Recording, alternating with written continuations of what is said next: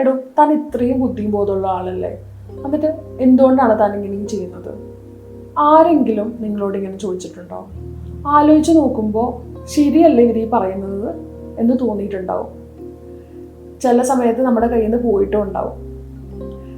പലതവണ ട്രൈ ചെയ്തിട്ടും ഇങ്ങനെ ഒരു സാഹചര്യം നിങ്ങൾക്ക് അവോയ്ഡ് ചെയ്യാൻ പറ്റുന്നില്ലേ?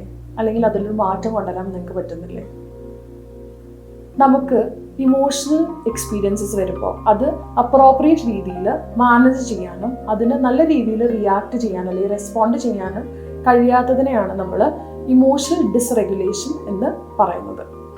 ഇതുമായി ബുദ്ധിമുട്ടുന്ന ആളുകൾക്ക് ഇമോഷൻസ് എന്തെങ്കിലും വരുമ്പോൾ തന്നെ ഭയങ്കര ഓവർവെൽമിംഗ് ആയിട്ടും അത് കൺട്രോൾ ചെയ്യാൻ പറ്റാത്ത പോലെയോ തോന്നിയേക്കാം. ഇത് ഭയങ്കര ഇൻറ്റൻസ് ആയിട്ടുള്ളതും പിന്നെ ഭയങ്കര റാപ്പിഡായിട്ട് മാറിക്കൊണ്ടിരിക്കുന്ന ഇമോഷൻസ് ആയിരിക്കും ഇതിലുണ്ടാവുന്നത്. ഇത് in turn can lead to many consequences like unhelpful behaviours. അതായത് പെട്ടെന്ന് നമുക്ക് അൺകംഫർട്ടബിൾ ആവുകയോ അല്ലെങ്കിൽ ഇറിറ്റേറ്റഡ് ആവുകയോ ചെയ്യുക. ഇനി അങ്ങനെ ആയാൽ തന്നെ നമുക്ക് ആ ഒരു കാം ഡൗൺ അല്ലെങ്കിൽ ആ ഒരു ശാന്തമായ രീതിയിലോട്ട് തിരിച്ചു വരാനായിട്ടുള്ള ബുദ്ധിമുട്ട്. അതുപോലെ സെൽഫ് ഹാർമിംഗ് ബിഹേവിയേഴ്സ് പോലുള്ള ഇമ്പൾസീവ് ബിഹേവിയേഴ്സിലോട്ട് നമ്മൾ പോവാം. അതായത് ആൽക്കഹോൾ അബ്യൂസ്, ഓവർ ഈറ്റിംഗ്. പിന്നെ കൂടാതെ തന്നെ നമുക്ക് ആ ഒരു ചെറിയ ചെറിയ കാര്യങ്ങളിൽ വരെ നമ്മൾ പൊട്ടിത്തെറിക്കുക, പെട്ടെന്ന് മൂഡ് ചേഞ്ച് ആവുക, സന്തോഷം, സങ്കടം, ദേഷ്യം എല്ലാം മാറി മാറി വരിക.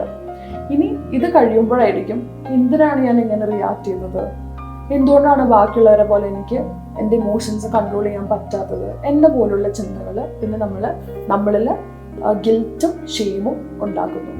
Psychological issues like attention issues, depression, anxiety, കൂടാതെ തന്നെ പല പേഴ്സണാലിറ്റി ഇഷ്യൂസിലും ഇമോഷണൽ ഡിസ്റെഗുലേഷൻ കാണാൻ കഴിയുന്നതാണ്.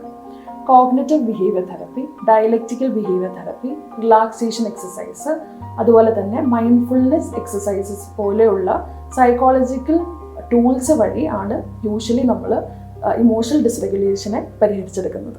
ഓർക്കുക, നിങ്ങളെ കേൾക്കാനും മനസ്സിലാക്കാനും ഞങ്ങളുണ്ട്.